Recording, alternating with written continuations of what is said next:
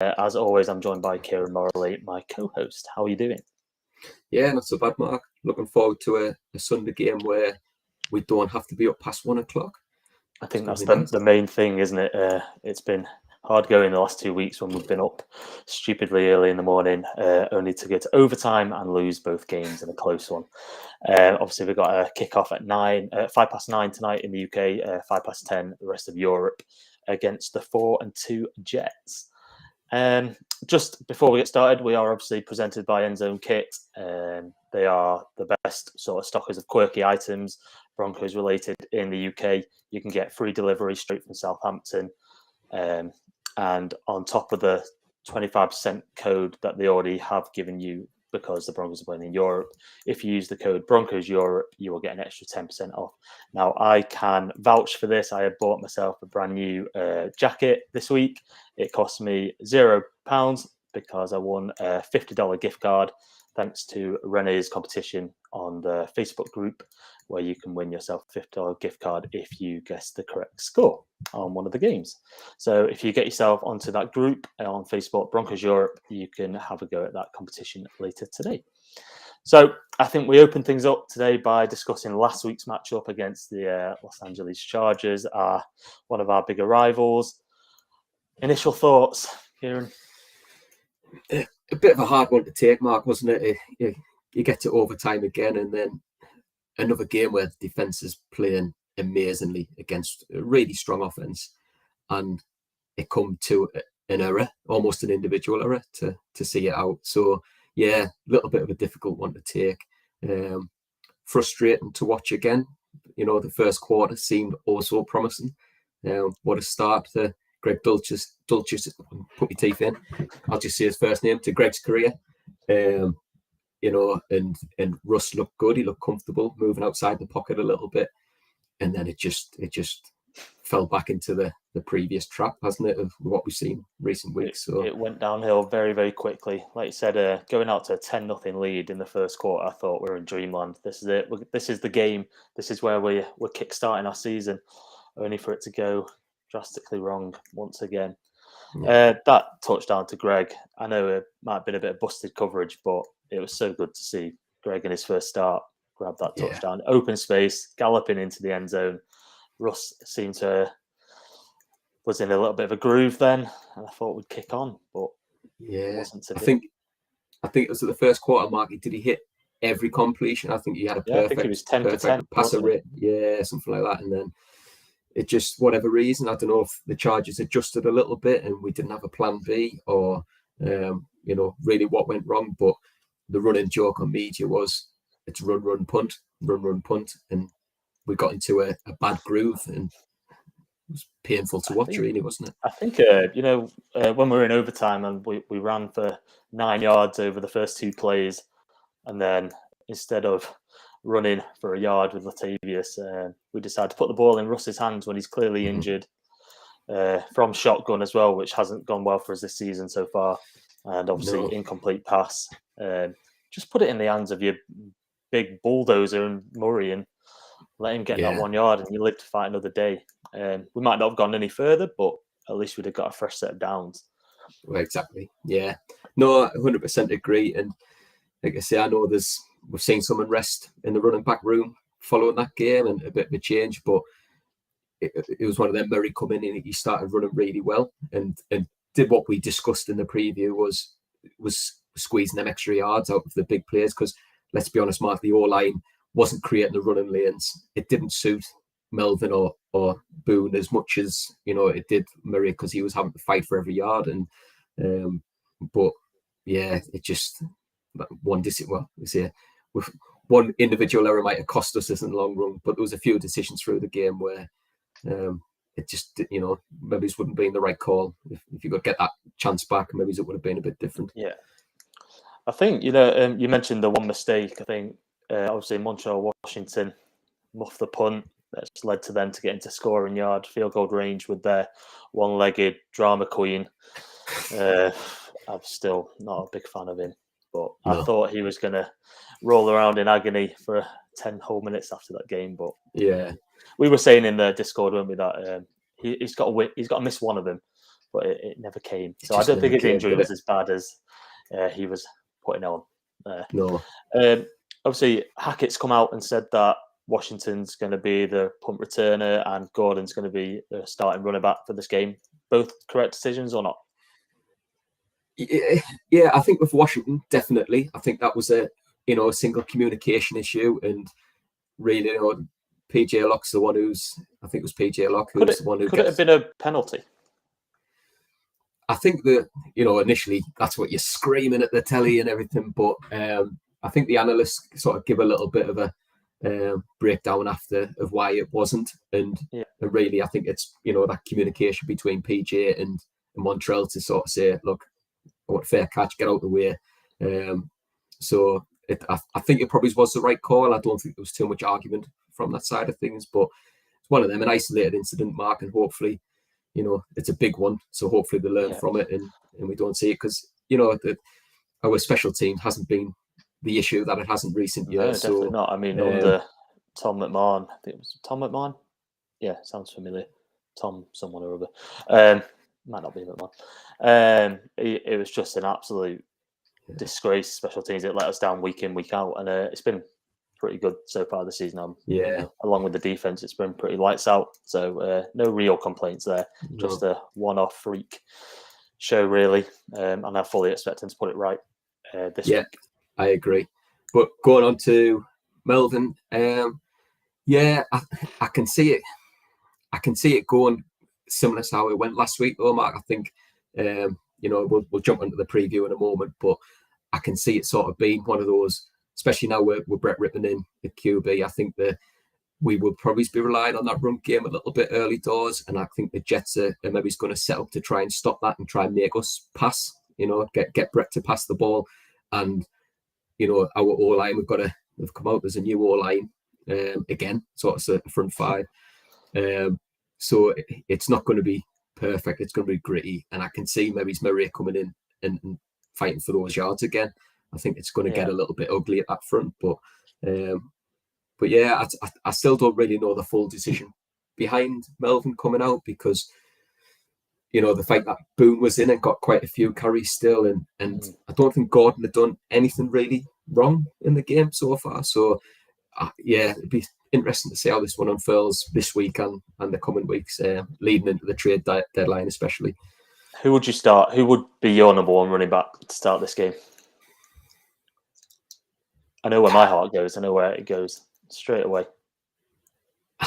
I still got a soft spot for Melvin. I think for me it would be, but I kind of argue with the how Murray's come in and started playing, and it depends what they see as the future. And really, neither of those two are, Mark. No. For me, it's really. We've got to hope Javonte comes back from this ridiculous injury, and is the same player he was before he got that injury, but was never certain. I'd start Murray tonight. I think with Rippon in as well, it's going to be crucial to get those early yards on early downs. Not just 1 yard or 2 yards. I think we need to get 3 or 4 on the first plays. It's going to be crucial tonight. Anyway, but we'll get back into the preview tonight in a little bit. Anything else you sort of want to go through on the Chargers matchup? Again, we've got to commend the defense on this. Patrick Surtain again. We talked about it in the preview, and he's went and delivered again. I think the other side, we didn't know how it was going to go, and Damari Mathis come in, and a couple of questionable PI calls. One that maybe was, but fair play to him. I think you've still got to stand up and go. Yeah, it never sort of got him down. He kept going, kept battling. So he rallied massively after those PIs, and he came up with a crucial pass deflection on third down, which took Chargers off the field, which we were struggling most of the game to get him off on third down. So, fair play to Damari. He's young, he's inexperienced, but he bounced back, and I expect him to bounce back a bit more in this game as well. 100%. I think the Jets will target him, though. Yeah, they're going to look at last week and go, that's the one. But yeah, I think, it's never going to be that bad. And I think we were sat again in the Discord chat going, if we're querying it and me just querying these PI calls, put it down to a bad reffing night, and I think he'll learn from it anyway. So hopefully we see that improvement for him anyway. But the last couple of things I had on that one, Mark, was I thought Baron Browning again. I've got his name written as well, definitely. Yeah, but I think looking at Cooper coming in, had a little bit of impact as well, and then probably the easiest sack he'll ever get in his career. But Matt Henningsen, coming in and playing well, and nice for him to get one. But I don't think he could believe his luck. Really, he had an open lane, didn't he? He ran into him. He almost looked to sort of stutter as to go, "Hang on, is this happening? Yeah, is this happening?" But again, another a rookie coming in and playing quite a few snaps and doing all right. So I think that side of the ball is going to keep us in any game really. And again, so if we jump ahead to the Jets, I think we're hopefully going to see, hopefully on that side of the ball, the same that we've had recent weeks. It's just whether or not we can make any changes, improvements on the opposite side. So moving on to the Jets at the Broncos. Obviously, Denver at home. Jets are currently 4-2. We are the flip of that. We're 2-4. So potentially sneaky big game here.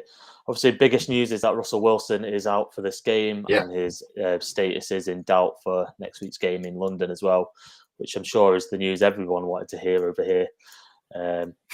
So, Rippon, thoughts immediately. He's had one start in his career, ironically against the New York Jets, and he came out with a win, and we scored over 30 points, which is obviously a rarity in these parts. Yeah, and I'm trying to think back to that game. I can remember it happening, Mark, but I can't remember how it went. And I dug out the stats, and he put up not bad numbers, but I think his overall passing rating and such was bad. I think he had 3 interceptions in the game.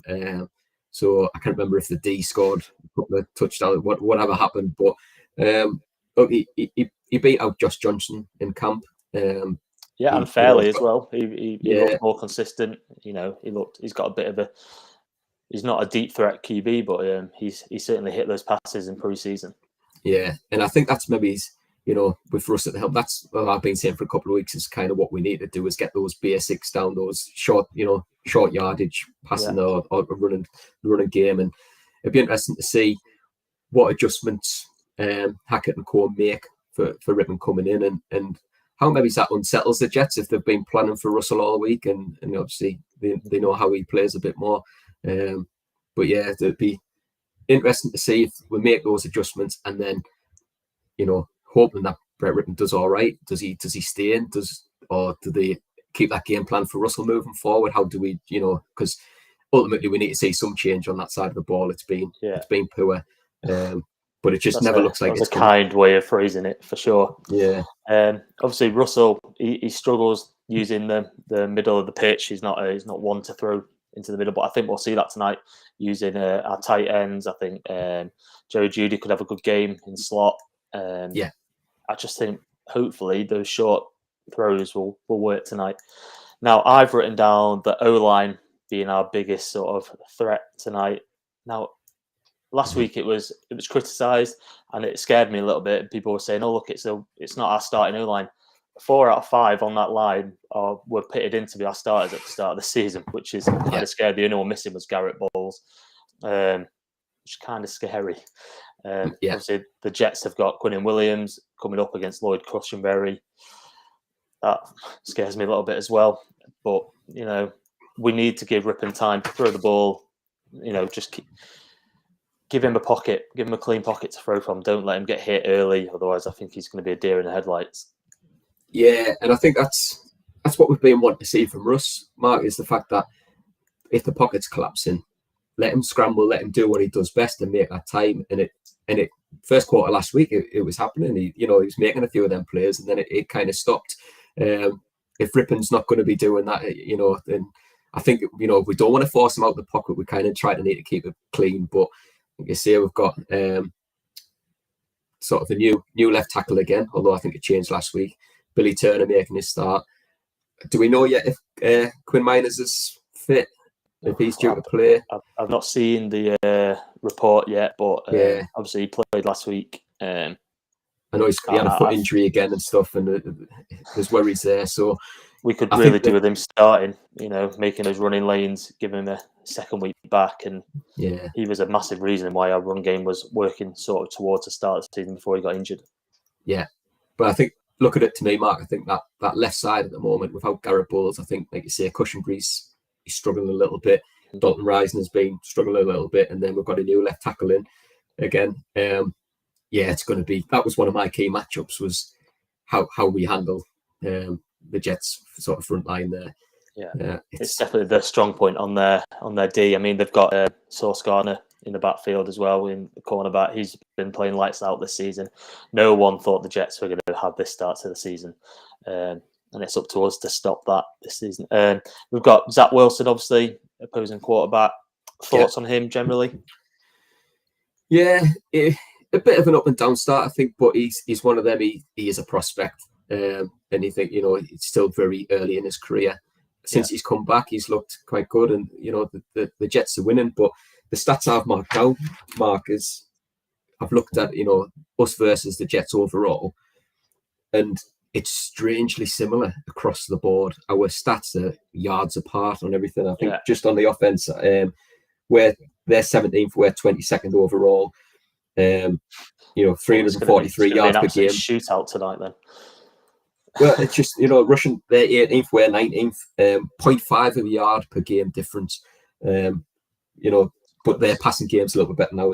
The difference is they're scoring, we're not, and it's our red zone wars that are killing us. So I think it's on paper, you look at them going 4-2, and they're doing well, but this is a much more favourable matchup to me than last week's was. I think so. I think that, our D is going to keep us in it. If that O-line can right some of the wrongs from last week, I mean, that sack, I can't remember who had the sack now, but where Russell got sacked, it was hard to watch. Definitely, I mean, hard to watch. There must have been a 3-yard gap. It was easily. Whether it's on the O-line or if that's on Russ for not changing the play or calling his protection out, I'm not too sure. But obviously, he had a clean run on Russell. It's not what we need. Let's go for your prediction for this game then. Do you see the Broncos coming out and winning? I'll be honest. When we've done our picks, I've split them, and for the first time, as we're going to, I've picked the Jets.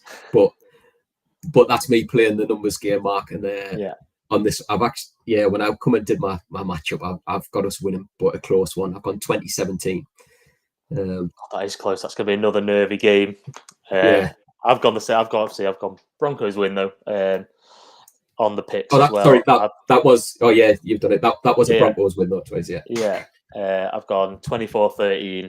I feel this is the one. This is where we get an easier win. Shut them down early, and hopefully Ripon can lead us to glory. And then create a massive debate on who starts in London. And I would welcome that debate, Mark, because that means that we've had something good for a change. You know what I mean? And if we do end up seeing Brett Ripon in London, and we're seeing an improvement on that side of the ball, then so be it. I think that's what every Broncos fan would pick right now. I was going to say every Broncos fan is going to take an improved offensive output over a star quarterback and nothing coming. Shall we move on to our picks for this week? Week 7? Yeah, let's do it. We'll just load them up. Obviously, each week we are going head-to-head against each other. Kieran's coming out on top at the moment. I think you are 50-38 overall, whereas I'm 46-42. So, and we had a bad week last week. Both of us, didn't we? Yeah. I was 5-8 last week, and it was an absolute howling. I think you and just one better, 6-7. Yeah, 6-7. Now, okay, so first game up, we've got Browns at Ravens. Yeah. Now I was surprised to see that you've gone the same. You've gone Browns as well, Mark, haven't you? Yeah. No, I think their rushing attack with Nick Chubb is just something that Ravens won't be able to stop. So overall, I think they'll run the clock and they'll come out as on top in that one. That's what I've got it down. I think it'll be tight, but two decent offenses going against poor defenses at the moment. But for me, the Browns' run game wins it. I mean, Lamar is sort of that mysterious one. He can run, he can throw. Their offense is usually lights out, but I feel the Browns will just come out in a close one, like you said, close Yeah. game. Bucks at Panthers. Obviously, Tom Brady throwing a little tantrum again last week. Not been on his usual form, but the Panthers, man, they're not looking great. No, and they've lost their most explosive weapon now, haven't they? So, for me, I think this will be a comfy Bucks win. Yeah. What do you make of that trade? That seems like a heavy prize, really. Load of picks there. He's an injury record. Yeah. Yeah. I mean, is arguably one of the best running backs in the league when he's fit and healthy. For sure. But yeah, I think the Discord group and stuff, it was saying, would you have gone for it? And for me, I mean, it would take all our draft capital away, so that's a non-start for one. But we wouldn't have to turn up to the draft next year, would we? So. No. But yeah, I just think for any team, I think, that's, I don't know what the 49ers have got left in draft capital. I haven't looked into that, but, it's three quite early picks, second, third, and fourth this year coming up. It's quite a lot. That threat to the 49ers now, doesn't it? For sure. And I'm sure we'll talk about that in just a little bit. I've also got Bucks. I feel like an easy win. Their offense and defense is way better than the Panthers. So easy win for me for the Bucks. Falcons at Bengals. We've split again. Yeah, this is the one I've gone against the grain, and I figure the favourites might be the Bengals, but the Falcons, they're running well, and I think that's the problem at the moment is the Bengals can't defend against the run game, and I noticed the 400 yards in 2 weeks. So it's a little bit leaky, isn't it? A little bit. So I mentioned Falcons, yeah. Yeah, they played well last week. They got an unexpected win, didn't they? So I mean, I've gone with the favourites. I've gone Bengals. Joe Mixon helping my fantasy team out. Hopefully, anyway. Bengals win for me. We've got Lions at Cowboys. Yeah. You've jumped off your little bandwagon. I was a little bit shocked. You were on the Lions hype for a while. Felt dirty doing it as well, But I mean, they should be well rested coming off the bye. And hopefully the offense starts to put up a few numbers for the Lions again. They've got St. Brown back and players like that who, They massively miss St. Brown. He is such a weapon. He can run, he can catch. He just adds that different dynamic to them. But Cowboys are looking pretty good so far. And there you go. And potentially Dak Prescott back this week. Well, that's just push them, make them a little bit stronger as well. Not that you can argue with Cooper Rush, but I think... Yeah, he's played well. He's played really well. But I think Dak will come back in and their defense is playing well as well. So, kind of look past them for me, Mark, this week. Yeah, easy Cowboys win, I think. Giants at Jaguars, another one we've split. Now, the Giants 4-2. 5-1, aren't they? They're even better than mine. They're looking really good. No one expected this. Saquon is running the show. Daniel Jones has been serviceable for sure. It's a... Go on. No, it's a tricky one because, like you say, Saquon being immense. Daniel Jones, though, and the receiving core, I think the passing game's still pretty much non-existent. Nice young rookie tight end, putting up some numbers, though. Bellinger doing well. But, I think, pretty well-matched teams on paper. So I've kind of gone against the grain again. And I think the Jags sneak at Mark for me. Yeah. Okay, moving on to Packers at Commanders. Now, I pick the Packers most weeks, and they've not delivered so far. And it's frustrating me as well, fantasy-wise. I've got Aaron Rodgers as my quarterback. I've also got Baker Mayfield at the Panthers, so it's sort of one of the worst two choices I could have so far. Commanders, they're injury-plagued. They're not doing much. Packers win for me here. Yeah, snap. Backup quarterback coming in. Taylor Heineke's gonna play. I think that I probably would have backed the Packers anyway, Mark, but I think that might just seal it for me. Packers as well. Okay, Colts at Titans. Again, we've both gone the same here. We've gone Titans. Colts have had a little bit of a resurgence. Obviously, they beat us in overtime. Titans run game. You never sort of doubt Derek Henry. Yeah, and I don't think it's been as prolific as it could be. But again, the Colts, that's something they do struggle against, is that run game. And I think that's too much. Hopefully, not hopefully, but I imagine Henry will put up some better numbers this week. Yeah. Again, we've gone the same in Texans at Raiders. We both backed the Raiders. I always feel dirty going against picking the Raiders, but Yeah. I see them winning this one comfortably.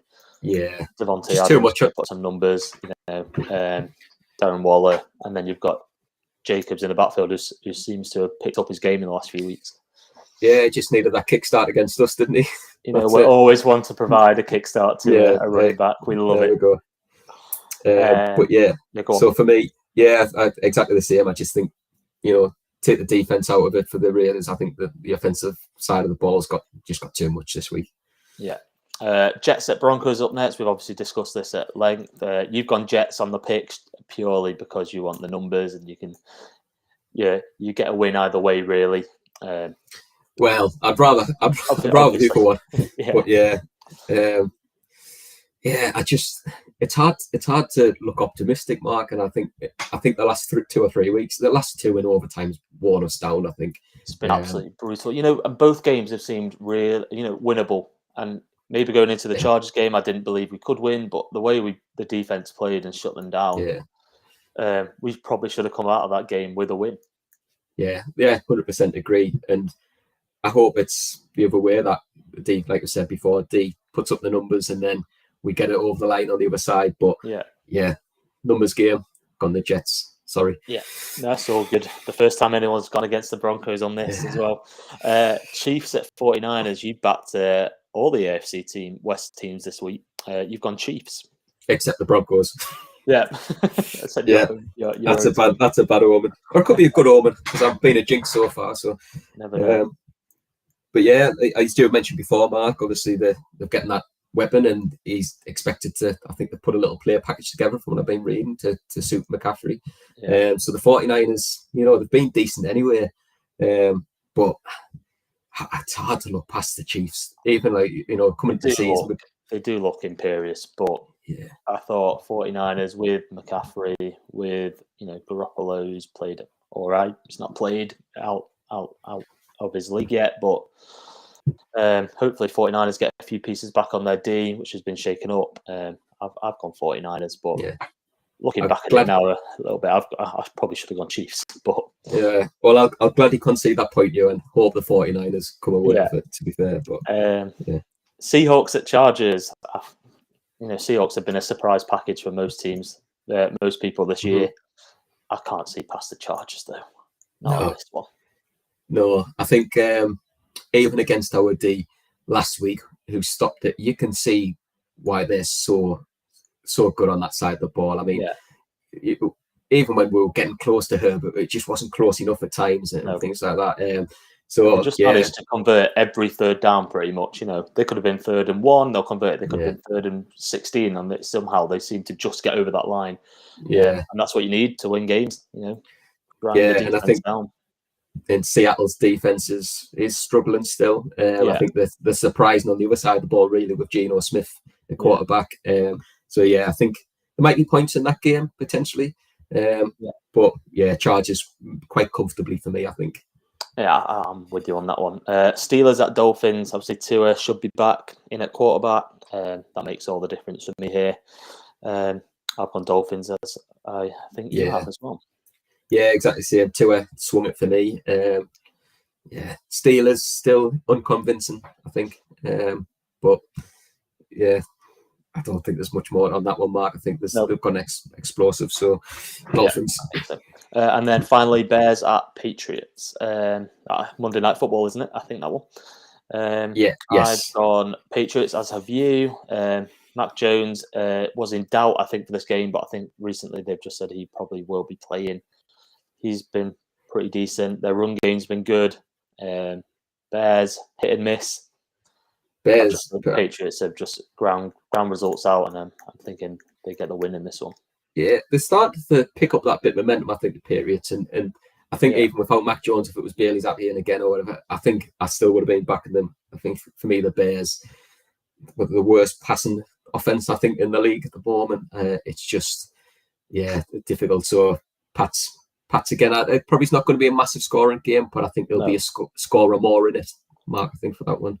For the Pats. Right. So we will see where those picks lead us into week 8. Hopefully I can claw some points back. I'm only 4 behind, so could be a big swing in this one. I could either fall drastically further behind or close the gap. Now, interesting news coming out just today. Trade block obviously is opens or shuts after the bye, I think.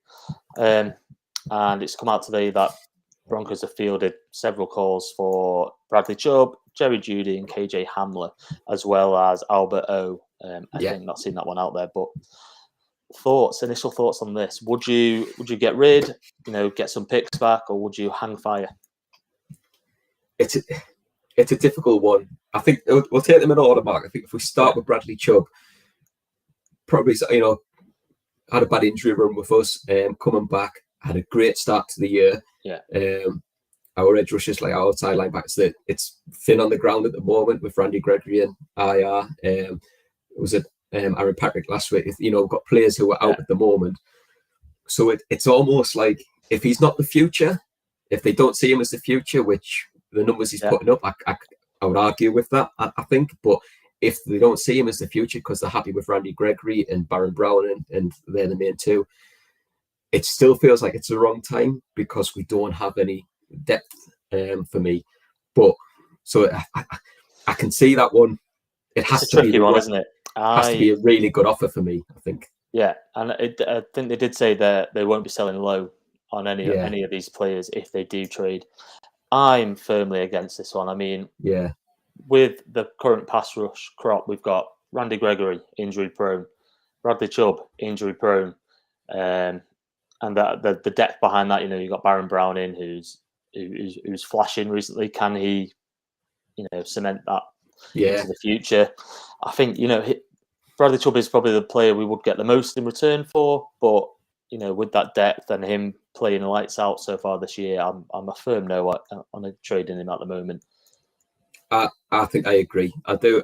I could see, like I say, I can see the business both sides, but that's only if they don't think he's a future. And for me, like you said, the number is there, but he's free agent next year, I think, isn't he? So is that deal forthcoming? What do you get in return for him? What player in the next draft or the draft after that? What do you get in return? That's how it ultimately is judged.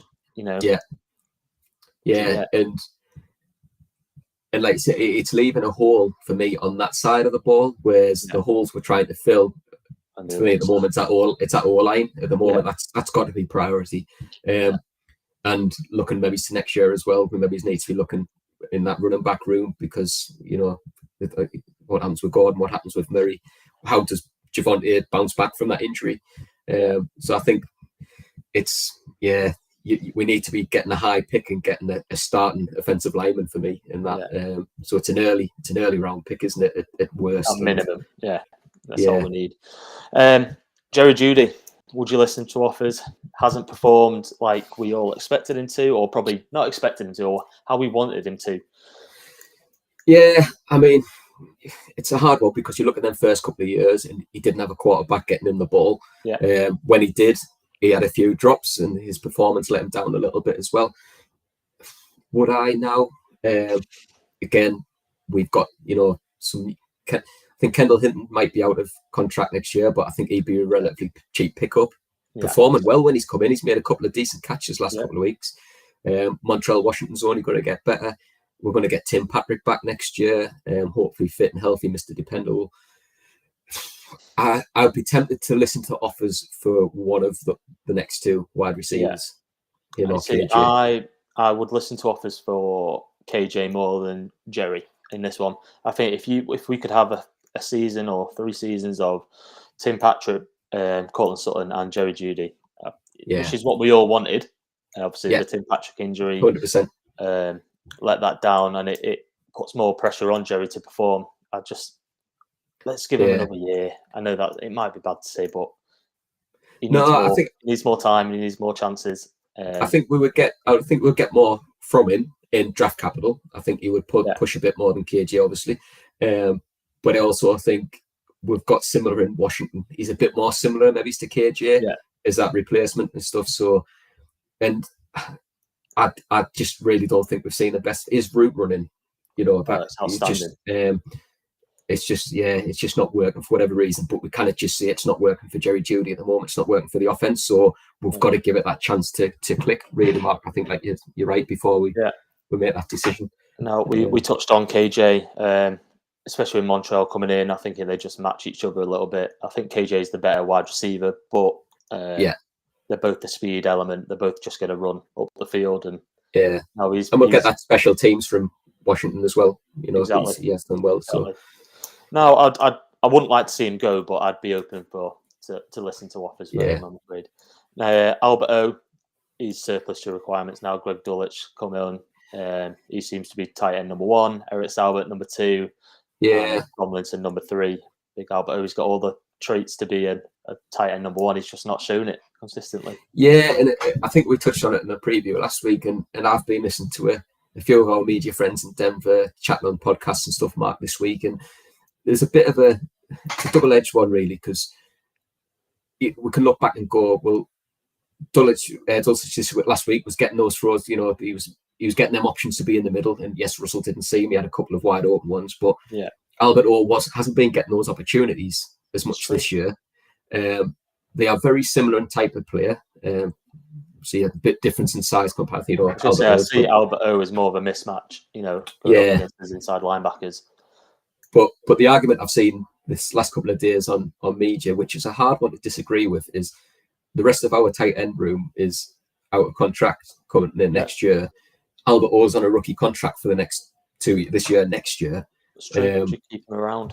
Do we keep him around as a cheap option? You know, Dulcich's just come back from injury. We don't know how. It's a little bit of a, and what will we get from him?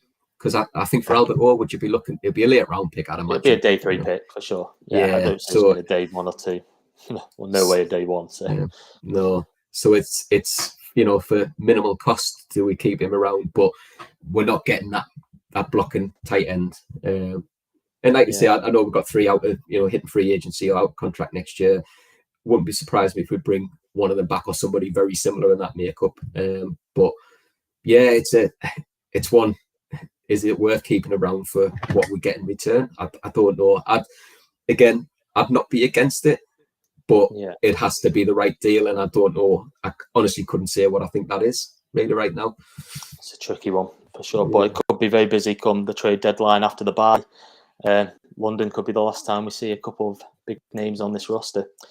Anyway, that was a lovely little link. Talking about London.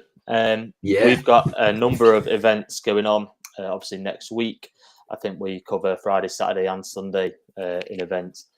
Now, Friday, I think, is Green Man, which is the official pub, sort of our official pub in Wembley. It's the nearest one to the stadium.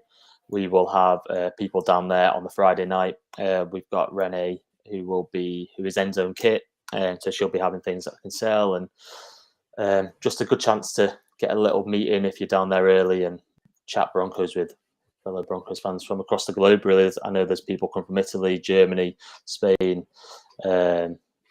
France, people from Denver itself. It's going to be some weekend, and then on the Saturday it's going to be very busy. The official Broncos meet is at the Barrow Boy and Banker, which is in London itself. They will have legendary Steve Atwater. They'll have the Broncos cheerleaders. They'll have Miles, obviously, down there. Competitions where you can win different gear and merch. It's bound to be a good night. Obviously, we will be there ourselves at that one. There's no cost on that event, so make sure you're down there from, I think it's 5:30 onwards. 5 onwards till 8. And then just 5 minutes up the road from 8 o'clock, we've got our own meet-up, the Broncos London event. It will be at Belushi's, which I just said 5 minutes away. Broncos Europe, Dublin to Denver, Mile High Review, Denver Broncos Italia, Broncos España, and BE DAC, all in bold. There'll be live podcasts, there'll be competitions, Denver media.